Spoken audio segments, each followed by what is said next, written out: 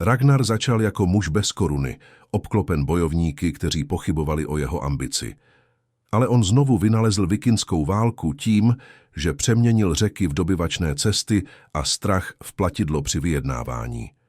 Při obléhání Paříže ukázal, že inteligence má větší cenu než brutalita. A i když padl do rukou nepřítele, zasadil semínko legendy, kterou jeho synové promění v impérium. Pokud se vám líbí dokumenty jako tento, sledujte až do konce, přihlaste se k odběru tohoto kanálu a nechte svůj komentář s uvedením, odkud posloucháte.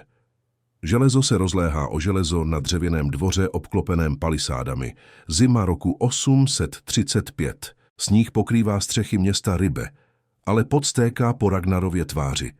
Zatímco se vyhýbá sekeře, která rozřezává vzduch tam, kde byla jeho hlava před sekundami. Soupeř otáčí tělo a hledá další úder, ale Ragnar se již pohnul. Jeho čepel nachází protivníkova žebra s chirurgickou přesností. Muž padá na sníh potřísněný červení, muži kolem křičí souhlasem. Pára stoupá z otevřených úst v mrazivé atmosféře. Ragnar otírá meč o tuniku a pozoruje kruh bojovníků, který ho obklopuje. Tváře poznamenané jizvami, oči, které viděli nespočet bitev, mozolnaté ruce držící zbraně, které již pily krev nepřátel. Všichni vědí, že toto není jen další trénink. Každý pohyb je hodnocen, každé rozhodnutí zvažováno. Sigurd zemřel loni na podzim a nechal trůn Dánska v sázce. Ragnar nezdědil nic právem narození. Musí dobývat. Mladý bojovník vystupuje v kruhu kupředu. Olaf, syn Jarla z Jutlándia, třímá dvojitou sekeru s jistotou někoho, kdo nikdy nepoznal porážku. Jeho paže jsou tlusté jako kmeny dubu. Výzva je v modrých očích, které hledí na Ragnara bez mrknutí. Dav se vzrušuje, sázky jsou šeptány, stříbrné mince mění majitele. Vítr nese vůni soli a dechtu. Lodě ukotvené v přístavu Ribe se houpou v temných vodách Severního moře. Ragnar se mezi nimi prochází za úsvitu a pozoruje každý detail plavidel. Tradiční drakary slouží dobře pro rychlé nájezdy na pobřeží, ale on vidí něco jiného. Možnost, kterou si nikdo jiný neuvědomil. Jeho boty drtí mušle a řasy v mokrém písku, zatímco studuje linie trupů, zakřivení přídí, úhel vesel. Stavitel lodí zvedne oči, když se Ragnar přiblíží. Bjorn Navegador postavil lodě pro 3 generace dánských králů.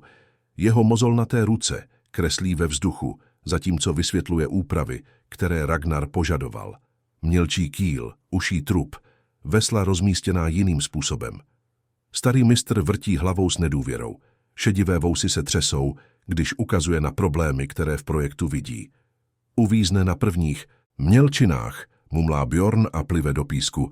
Mělký kýl znamená menší stabilitu na otevřeném moři. Ragnar neodpovídá okamžitě. Jeho prsty sledují linie na trupu rozestavěné lodě.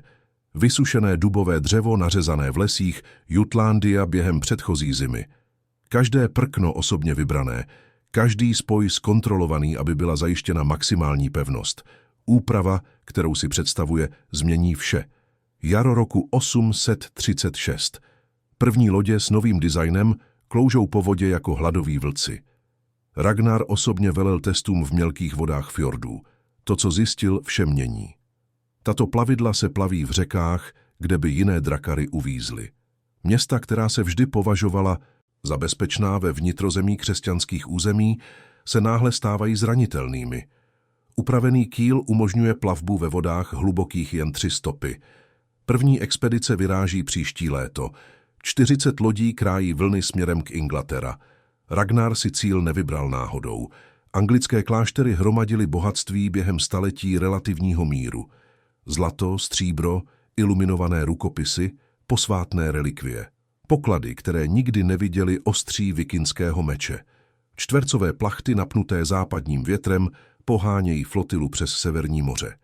Veslaři odpočívají, zatímco příznivé proudy nesou lodě směrem k vybranému cíli. Erik o Navegador zůstává na přídi vedoucí lodi, oči upřené na horizont.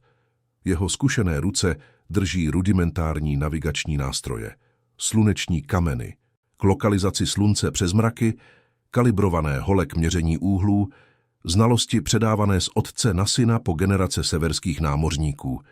Trasa je známá, ale moře nikdy neodpouští neopatrnost. Pláže Northumbria se objevují ranní mlhou. Temné skály vystupují z bledého písku. Ragnar skáče z lodi dříve, než se kýl dotkne dna. Ledová mořská voda mu sahá ke kolenům, ale necítí chlad. Za ním se v tichosti vyloďuje 400 bojovníků. Štíty, sekery a kopí se lesknou v slabém světle úsvitu. Kožené boty šlapou po mokrém písku bez hluku. Torkel o gigante nese válečnou sekeru, která by vážila jako 2 běžní muži. Jeho kroky způsobují, že se země mírně chvěje. Vedle něj Ulf Barba Sangrenta brousí čepel svého seaxu brusným kamenem. Kovový zvuk se rozléhá raním vzduchem jako příslib bezprostředního násilí. Každý muž si naposledy zkontroluje zbraně, než se vydá po strmé stezce vedoucí ke klášteru. Klášter Lindisfarne se tyčí na mysu jako symbol víry a prosperity. Kamenné věže vrhají dlouhé stíny na obdělávaná pole. Mniši kráčejí ambity ve svých tmavých rouchách, nevšímaví k nebezpečí, které se blíží po strmé stezce vedoucí k hlavnímu nádvoří. Zvony odbíjejí kanonické hodiny a svolávají věřící k ranní modlitbě. Latinské zpěvy se rozléhají starými kameny.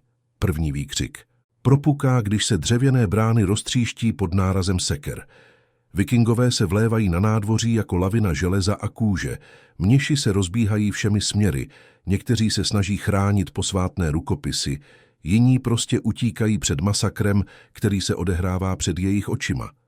Sandály klepou o vlhké kameny nádvoří, hnědá roucha vlají ve větru, zatímco lidé víry zjišťují, že jejich modlitby nedokážou zastavit ostré čepele. Bratr Aldrik klopítá, zatímco tiskne k hrudi iluminované evangelium. Jeho ruce se třesou, když drží knihu, jejíž kopírování trvalo měsíce. Zlatý inkoust se leskne na stránkách otevřených větrem.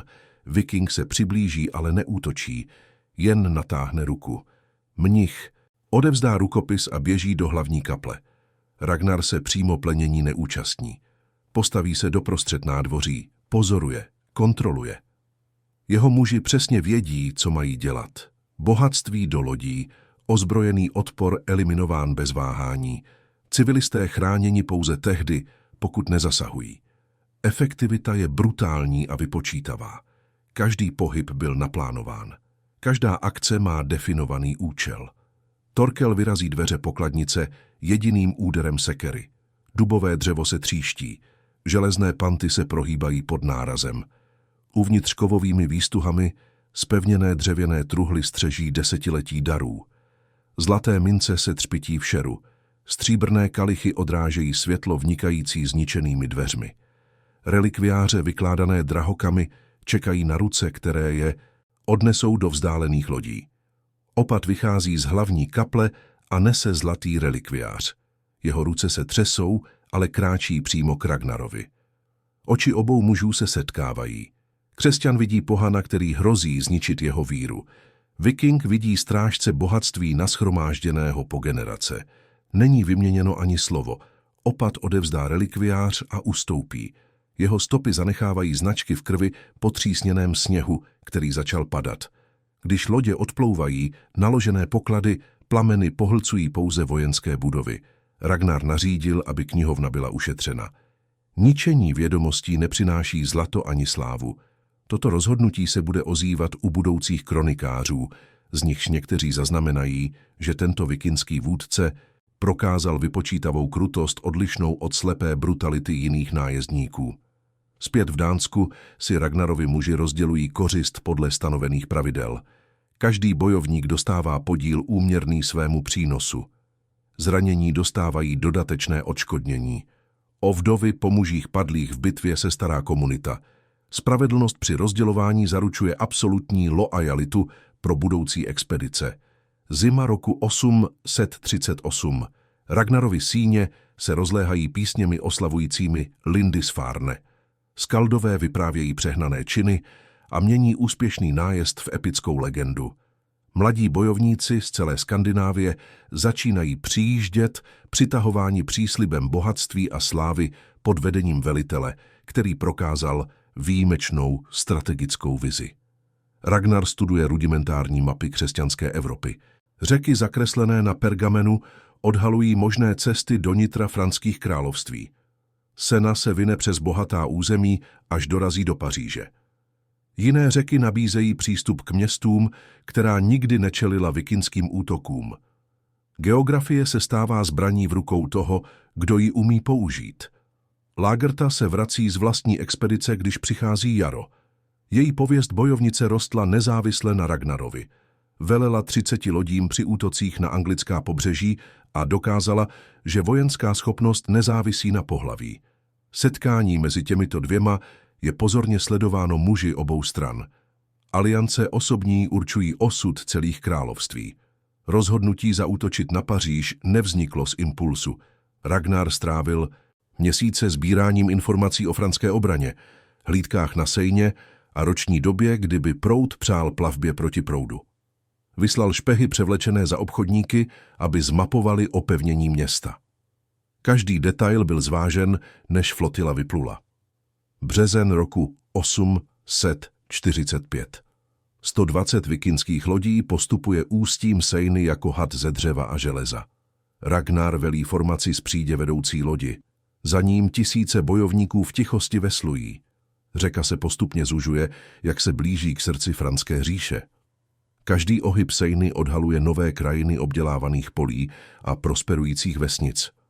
Rolníci přestávají pracovat, aby pozorovali průjezd nejmocnější flotily, která kdy těmito vodami plula.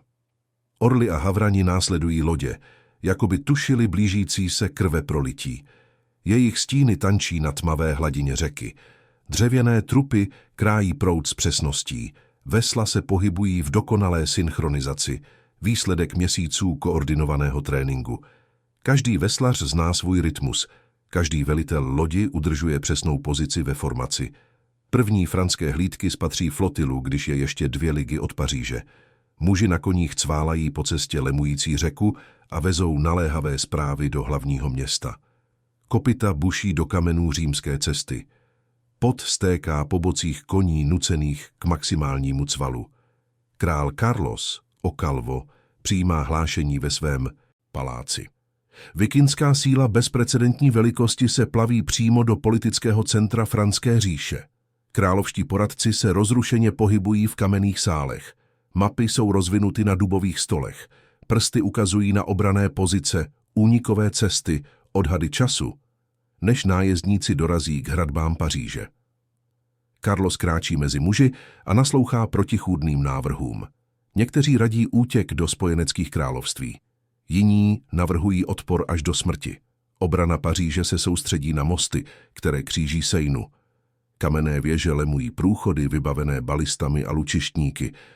Carlos nařídil, aby všechna civilní plavidla byla potopena, aby zablokovala řeku. Řetězy natažené mezi břehy měly zabránit postupu vikingských lodí. Plán vypadal na papíře solidně. Ve skutečnosti čelil nepříteli, který prostudoval každý detail franského opevnění. Ragnar přerušuje postup dříve, než jeho flotila vstoupí do dosahu franských lučištníků. Vystoupí z lodi s malou skupinou a kráčí k blízkému kopci. Odtud pozoruje nepřátelskou obranu zkušenýma očima. Řetězy lze přeříznout. Potopené trosky lze odstranit nebo obejít. Věže jsou impozantní, ale mají slepá místa.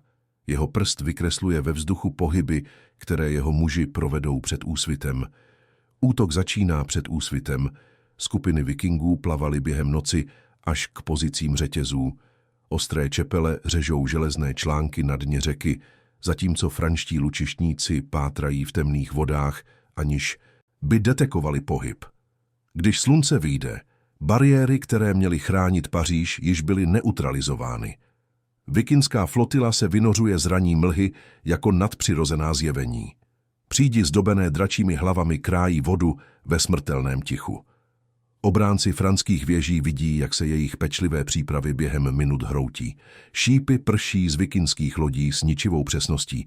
Franské balisty střílejí na cíle, které se pohybují příliš rychle. První linie obrany Paříže padá před polednem. Vikingové šplhají na kamenné věže pomocí háků a lan. Boje muže proti muži propukají ve stísněných prostorech opevnění. Franští vojáci bojují se zoufalou odvahou, ale čelí bojovníkům trénovaným od dětství pro tento typ boje. Výsledek je nevyhnutelný. Ragnar nenařizuje závěrečný útok na město. Místo toho rozmístí své muže na strategických bodech kolem Paříže. Žádný obchodník nevstupuje ani neodchází. Žádné zásoby se nedostávají na trhy. Civilní obyvatelstvo začíná pociťovat účinky obléhání během několika dní. Tlak na Carlose, aby vyjednával, roste. Královský vyslanec přijíždí do vikingského tábora jednoho šedého dubnového rána. Abbot Denis nese Carlosovo zmocnění vyjednávat jménem franské koruny. Muž kráčí mezi vikingskými stany s vynucenou důstojností, sledován stovkami bojovníků, kteří by ho mohli zabít Ragnarovým gestem. Ale nedochází k násilí, jen napětí husté jako mlha. Oči sledují každý pohyb vyslance. Ruce spočívají na jiltech mečů. Ticho je hrozivější než jakýkoliv válečný pokřik. Denis nosí nejlepší oblečení, které franský dvůr může nabídnout. Hedvábné látky dovezené z Byzance, zlaté výšivky odrážející světlo vycházejícího slunce, prsteny prozrazující jeho privilegované postavení v královské hierarchii. Ale zde, mezi vikingy, kteří spí na medvědích kůžích a jedí skrvavenými noži, se jeho nádhera zdá absurdně nepatřičná. Jednání probíhají ve stanu postaveném na břehu Seiny. Ragnar sedí na jednoduché dřevěné židli, oblečen v tmavé vlněné tunice bez ozdob. Jeho přítomnost dominuje prostoru bez potřeby symbolů moci. Denis nabízí tradiční tributy. Několik set liber stříbra, sliby neútočení, volný průchod pro vikingský ústup. Jeho slova se rozléhají uvnitř stanu jako mince padající do hluboké studny. Ivar, nejmladší Ragnarův syn, pozoruje ze stínů. Navzdory svým fyzickým omezením inteligence v jeho očích převyšuje inteligenci mužů dvakrát starších. Studuje každý Denisův výraz, každé zaváhání, každý pot, který stéká po čele franského vyslance. Lekce diplomacie a války se kombinují v předčasně vyspělé mysli dítěte. Ragnar odmítá návrh téměř neznatelným pohybem hlavy. Jeho požadavky jsou jasné a nesmlouvatelné. 7 000 liber čistého stříbra. Okamžitá platba. Záruky, že žádná franská síla nebude vikingy po jejich odchodu pronásledovat. Denis při poslechu podmínek zbledne. Požadovaná částka odpovídá letům královských příjmů. Jeho ruce se mírně třesou, zatímco počítá následky přijetí nebo odmítnutí. Vaše veličenstvo s takovými podmínkami nikdy nebude souhlasit, mumlá Denis, jeho hlas se mírně láme. Ragnar neodpovídá okamžitě. Jeho oči se upírají na tvář vyslance s intenzitou predátora studujícího svou kořist. Když konečně promluví, každé slovo nese váhu tisíců bojovníků čekajících na kopcích kolem Paříže. Pak se vaše veličenstvo bude dívat, jak jeho hlavní město hoří. Carlos o Calvo čelí nemožné volbě. Odmítnout znamená vidět Paříž zničenou a tisíce mrtvých občanů. Přijmout vytváří nebezpečný precedens, který povzbudí budoucí vikingské útoky. Král tráví 3 dny trýzněním se nad rozhodnutím. Nakonec politická realita vítězí nad ideologickými úvahami. Paříž má větší cenu než královská hrdost. Platba dorazí v těžce střežených vozech. Dřevěné bedny spevněné železem obsahují stříbrné mince, které se lesknou pod jarním sluncem. Ragnar osobně kontroluje každý náklad, ověřuje váhu a čistotu kovu. Jeho muži se organizují k naložení pokladu na lodě. Operace je provedena s vojenskou efektivitou. Odjezd vikingů se odehrává v květnu roku 845. Flotila pluje po Seině naložená bohatstvím. Opouští Paříž nedotčenou, ale poníženou. Ragnar dosáhl něčeho, co se žádnému vikingskému vůdci dříve nepodařilo. Přinutit významné křesťanské království zaplatit značný tribut, aniž by zničil zdroj budoucího bohatství. Následky útoku na Paříž se ozývají celou Evropou. Další vikinští vůdci si uvědomují možnosti otevřené Ragnarovou strategií. Křesťanská království začínají posilovat svou říční obranu a organizovat stálé armády. Rovnováha moci mezi Skandinávci a kontinentálními Evropany se trvale změnila. Zpět v Dánsku Ragnar rozděluje franské bohatství podle stejných principů, které stanovil v předchozích expedicích. Každý muž dostává spravedlivý podíl na základě svého přínosu. Rodiny padlých bojovníků jsou štědře odškodněny. Spravedlnost při rozdělování upevňuje jeho pověst vůdce, který ctí dohody a odměňuje loajalitu. Aslaug přijíždí na dánský dvůr následující podzim. Její rodová linie sahá až k Volsungům, legendárním hrdinům severských sák. Sňatek mezi Ragnarem a Aslaug spojuje dvě mocné tradice, jeho praktickou vojenskou dovednost a její rodový prestiž. Aliance posiluje Ragnarovu politickou pozici mezi skandinávskou šlechtou. Synové se rodí v následujících letech. Ivar se objevuje první a vykazuje rané známky výjimečné inteligence, která kompenzuje jeho fyzická omezení. Bjorn roste silný a odvážný. Hvitserk prokazuje diplomatické dovednosti. Sigurd odhaluje talent pro strategii. Ubbe se vyvíjí jako přirozený bojovník. Každé dítě nese potenciál překonat činy svého otce. 850. Ragnar si uvědomuje, že jeho sláva je zastíňována úspěchy jeho vlastních synů. Björn vede expedice ve Středomoří. Ivar dobývá území v Irsku pomocí taktik, které překvapují místní velitele. Hvitserk vyjednává výhodné obchodní dohody s franskými kupci. Nová generace překonává tu předchozí v odvaze a výsledcích. Rozhodnutí zaútočit na Northumbria vyvstává z této potřeby dokázat, že si stále zaslouží respekt získaný před desetiletími. Ragnar si vybírá cíl, který považuje za dostupný, království Ela, schopného, ale nikoliv výjimečného vládce. Expedice je plánována jako demonstrace toho, že zkušenost má větší cenu než neuvážené mládí. Ragnarovou zásadní chybou je podcenění nepřítele a přecenění vlastních schopností. Flotila, která vyráží do Anglie v roce 853, se stává z pouhých 12 lodí, 400 mužů. Nedostatečné pro trvalý útok proti připravenému království. Nadměrná sebedůvěra nahrazuje opatrnost, která charakterizovala předchozí kampaně.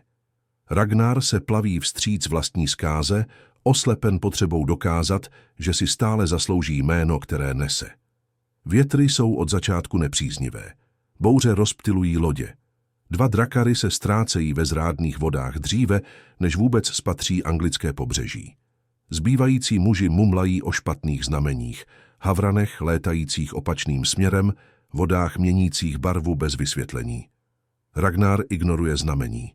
Jeho odhodlání se proměnilo v nebezpečnou posedlost. Ela se o vikingském přiblížení dozvěděl dny předtím, než se lodě objevily na pobřeží Northumbria. Špioni infiltrovaní v dánských přístavech informovali o Ragnarových přípravách. Anglický král efektivně mobilizoval své síly a zorganizoval přijetí, které vikingský vůdce nečekal. Strategické překvapení změnilo stranu. Katapulty byly rozmístěny na útesech. Lučištníci se skryli za skalami. Vojáci čekali v tichosti na kopcích poblíž pláží. Útok na vikingské lodě se odehrává, zatímco jsou ještě ve vodách poblíž pobřeží. Katapulty umístěné na útesech vrhají zápalné kameny, které tříští trupy a šíří plameny. Soustředění lučištníci útočí na jakéhokoliv vikinga, který se pokusí doplavat k pláži. Vylaďovací operace se rychle mění v masakr. Výkřiky mužů hořících zaživa se mísí se zvukem lámajícího se dřeva. Slané vody se barví krví. Ragnarovi se podaří dosáhnout pevniny s méně než 50 muži. Čelí nepřátelským silám 10krát početnějším. Boj je od začátku zoufalý. Vikinští bojovníci prodávají své životy draze, ale výsledek není nikdy na pochybách. Jeden po druhém Ragnarovi společníci padají pod anglickými čepelemi. Bjorn Martelo de Ferro bojuje, dokud mu 3 kopí neprotnou hruď. Gunnar Olho Delobo zabije 5 nepřátel, než mu sekera rozetne lebku.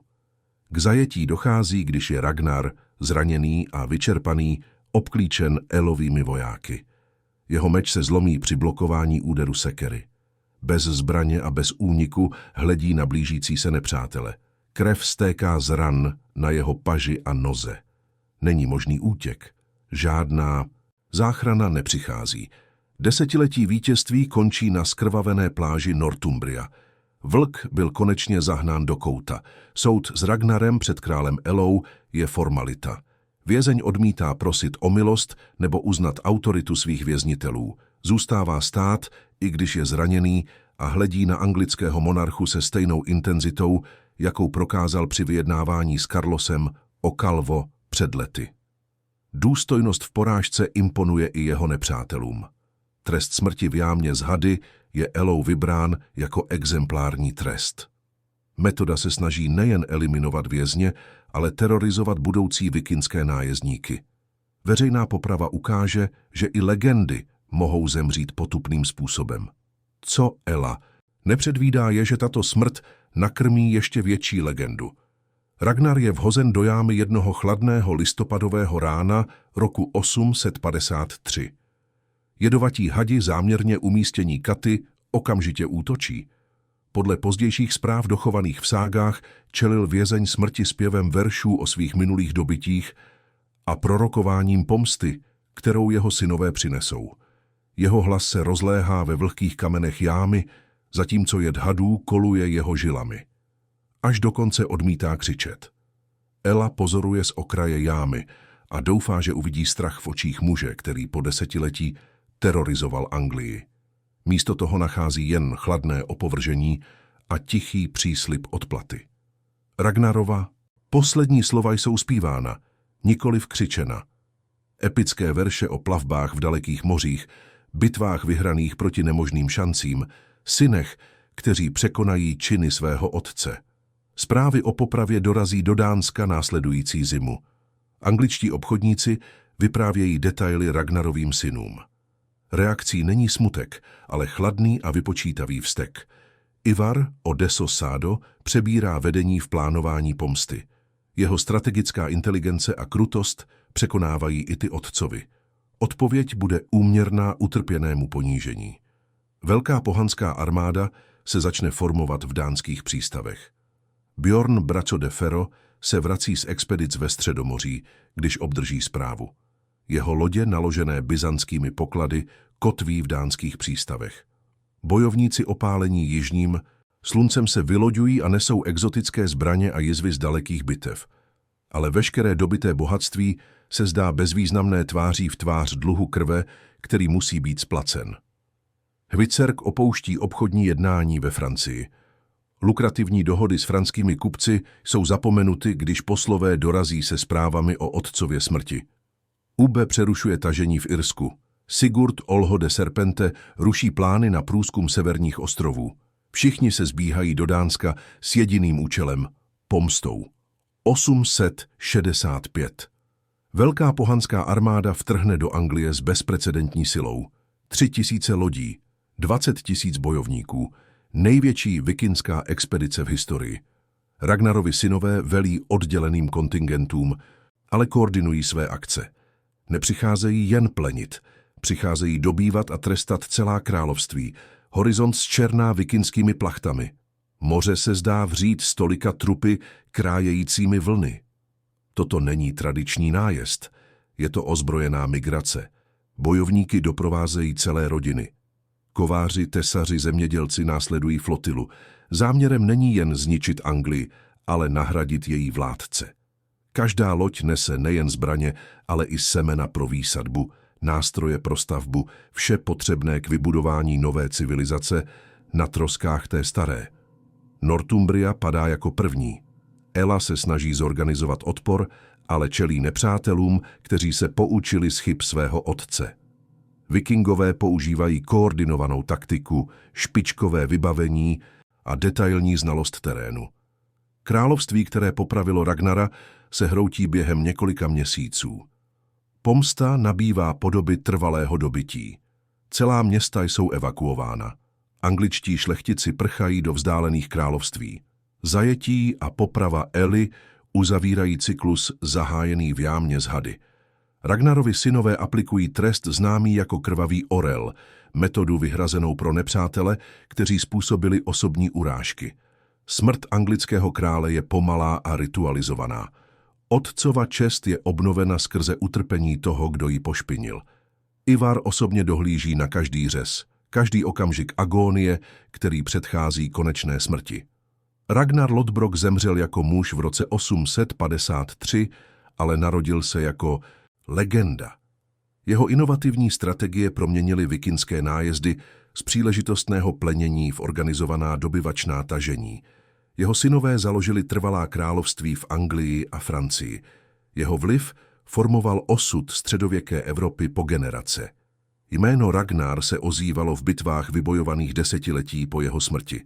Historie zachovala Ragnara ne jako svatého nebo démona, ale jako muže, který vyzval omezení své doby. Plavil se po řekách, kde jiní viděli jen překážky. Vyjednával tam, kde jiní jen plenili. Proměnil osobní porážku v dynastickou pomstu. Zemřel sám v jámě, ale jeho legenda přežila staletí, ozývající se v krvi, oceli a vzpomínkách zpívaných.